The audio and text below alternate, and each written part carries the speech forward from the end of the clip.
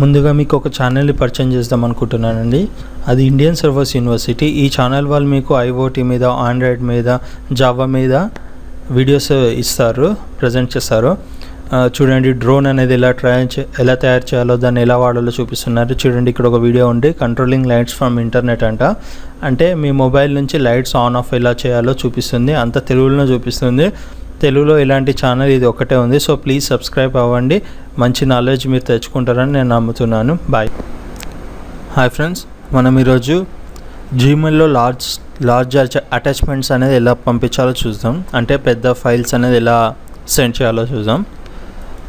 దానికి సెండ్ పై క్లిక్ చేసి ఎవరి మెయిల్కి పంపాలనుకుంటున్నారో వాళ్ళ మెయిల్ అడ్రస్ ఇచ్చేయండి.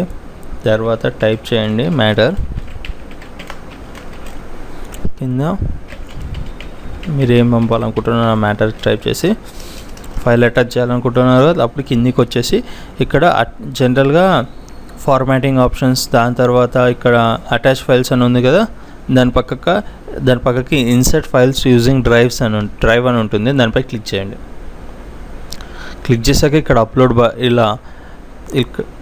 ఇలా ఉంటుంది. ఫస్ట్ అయితే మీరు ఇక్కడ అప్లోడ్ బటన్ క్లిక్ చేసి ఇక్కడ సెలెక్ట్ ఫ్రమ్ యువర్ కంప్యూటర్ అని ఉంది. మొబైల్ అయితే మొబైల్ వస్తుంది, అప్పుడు క్లిక్ చేయండి. సో ఇలా మీరు ఎక్కడ ఫైల్ ఉందో ఆ ఫైల్ని సెలెక్ట్ చేసుకోండి. నేను ఇక్కడ ఫిలిమోరా అనేది ఒక ఫైల్ ఉంది, దాన్ని సెండ్ చేద్దాం అనుకుంటున్నా. సో సెండ్ చేస్తాను.